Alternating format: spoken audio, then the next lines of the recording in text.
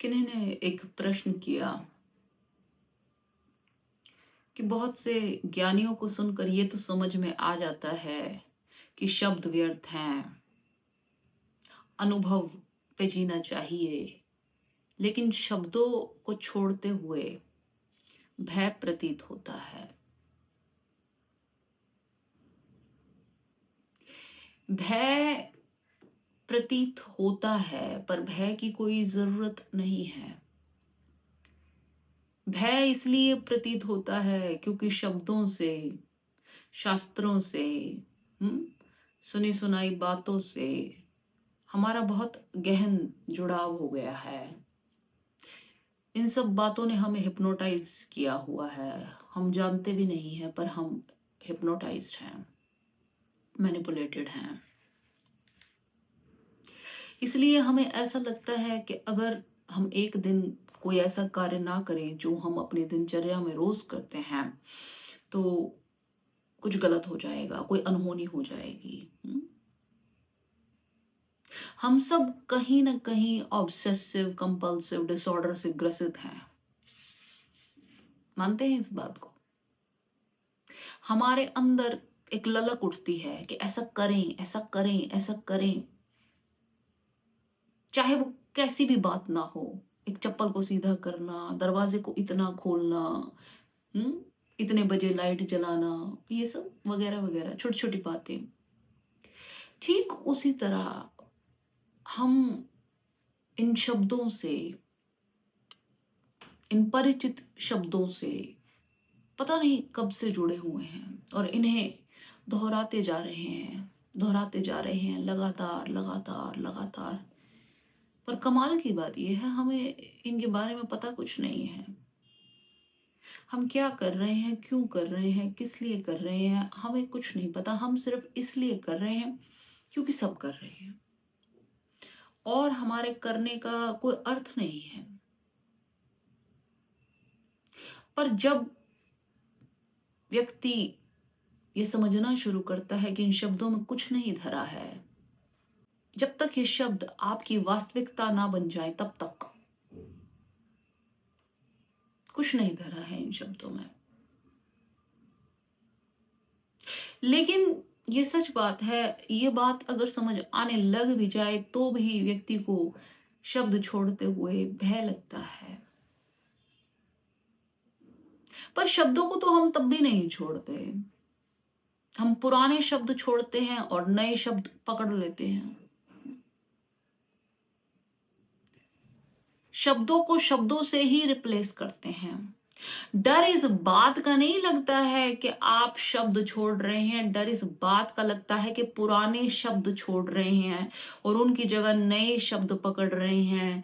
तो वो जो पुराने शब्द हैं, उनकी जो सार्थकता है, जिसके अनुसार आपने इतना लंबा जीवन व्यतीत कर दिया, जब वो बेकार सिद्ध हो गई तो जो आपने इतना लंबा जीवन व्यतीत किया उनके अनुसार वो भी बेकार सिद्ध हो गया, उसका भी कोई अर्थ नहीं रहा। ना कि सिर्फ भय है, अपमान भी है। आपके अहंकार को चोट पहुंचती है, आपकी बुद्धिमत्ता को चोट पहुंचती है। और फिर उसके ऊपर से आप अपने पुराने शब्दों को नए शब्दों से बदल देते हैं। उससे कोई फर्क नहीं पड़ता। उससे अच्छा तो यह है कि आप पहले वाले शब्दों को छोड़े ही ना। क्योंकि शब्दों को अगर शब्दों से ही रिप्लेस करना है, एक शास्त्र को अगर दूसरे शास्त्र से ही रिप्लेस करना है, एक किताब को दूसरी किताब से ही रिप्लेस करना है, क्या फायदा है उसका? फायदा तो तब है जब आप शब्दों को सत्य से बदल डालें। हुँ? वो जो सत्य आपके भीतर है, जो ये सारे शास्त्र, सारे ज्ञानी, सारी किताबें, ये जो आपको सिखा रही हैं, ये जो आपको बता रही हैं, ये केवल इंगित हैं उसी सत्य के लिए। भले ही वो इशारा अलग अलग डायरेक्शन से आ रहा हो, कोई नॉर्थ से आ रहा हो, कोई साउथ से, कोई ईस्ट से, कोई वेस्ट से, क्या फर्क पड़ता है? सबका इशारा एक ही तरफ है। पर आपको लगता है आप नॉर्थ वाले को साउथ से रिप्लेस कर दो, साउथ को ईस्ट से, ईस्ट को वेस्ट से। पर ये बाहर ही रिप्लेसमेंट चल रही है, सेंटर में तो बात आई ही नहीं। सेंटर में तो आप खुद खड़े हैं। बात बदलेगी जब आपको ये बातें अनुभव होने लगेंगी, जब ये सारे शब्द गिर जाएंगे और आपके भीतर से सत्य निकलेगा।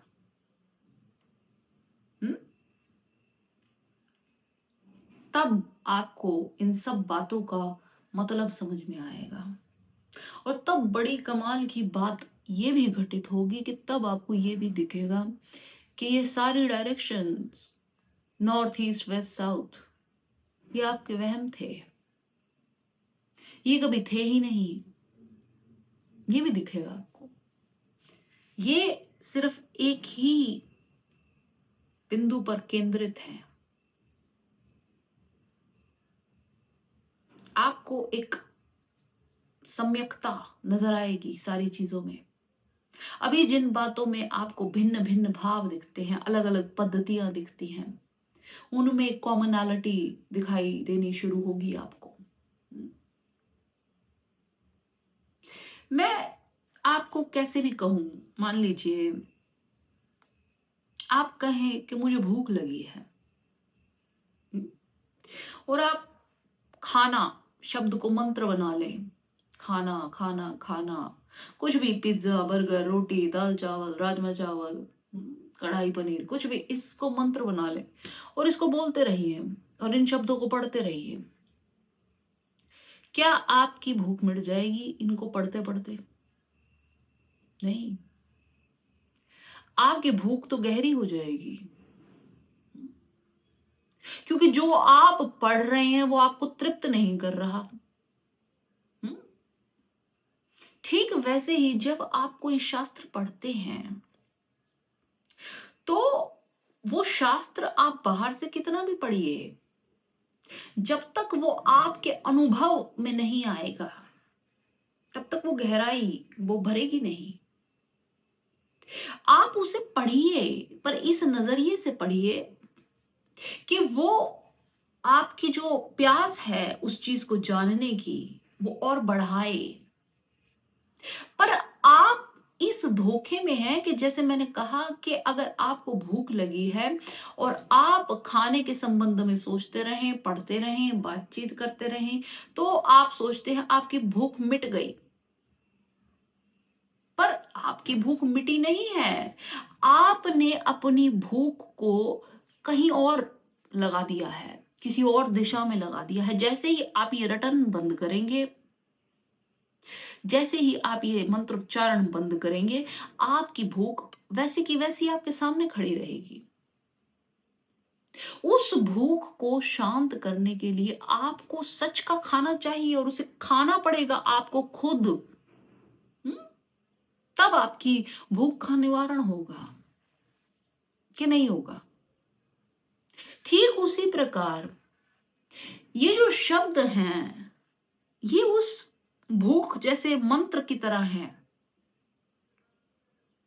इनको आप बाहरी रूप से कितना भी रट लीजिए, कितना भी पढ़ लीजिए, कुछ भी कर लीजिए, जब तक ये आपके भीतर से नहीं निकलते तब तक इनका कोई अर्थ नहीं है आपके लिए। आपको लग सकता है कि आपके लिए अर्थ है, आपको लग सकता है बौद्धिक तौर पे कि हम बड़ी जानकारी एकत्रित कर रहे हैं, हमें बड़ी बातें समझ में आ रही हैं। पर आप जैसे ही ये सब बंद करेंगे, और आप करके देख लीजिए, आपको लगेगा कि आपको तो कुछ नहीं पता, आपके अंदर कुछ घटित नहीं हुआ, आप क्यों ये सब कुछ कर रहे हैं, आपके पास इस बात का कोई उत्तर ही ना होगा। और इसी बात से भय लगता है कि हमारे पास कोई उत्तर ही नहीं होगा फिर, इसलिए हम रटते रहते हैं कि चलो कुछ तो कर रहे हैं। कर कुछ नहीं रहे हैं, अपने को धोखा दे रहे हैं, टाइम वेस्ट कर रहे हैं और कुछ नहीं कर रहे हैं। पर इस टाइम वेस्ट से भी एक भराव महसूस होता है। हालांकि ये झूठा है, ये हम खुद भी जानते हैं। आप समझ रहे हैं आप क्या कर रहे हैं कि आप सब्स्टिट्यूट को रियलिटी समझ रहे हैं। हुँ? परिपूरक को अस्तित्व समझ रहे हैं आप। हुँ? ये धोखा है सिर्फ अपने आप को देने के लिए, और कुछ नहीं है। और आपको पता है, इस बात का भली-भांति पता है। तो जो सत्य आपके भीतर से निकले, वही आपका शास्त्र है, बाकी कुछ नहीं। इससे बाकी शास्त्र गलत नहीं हो जाते, पर वो आपके नहीं हैं। जिस बात के साक्षी आप खुद नहीं हैं, वो आपका सत्य नहीं हो सकता। वो आपके लिए झूठ ही है।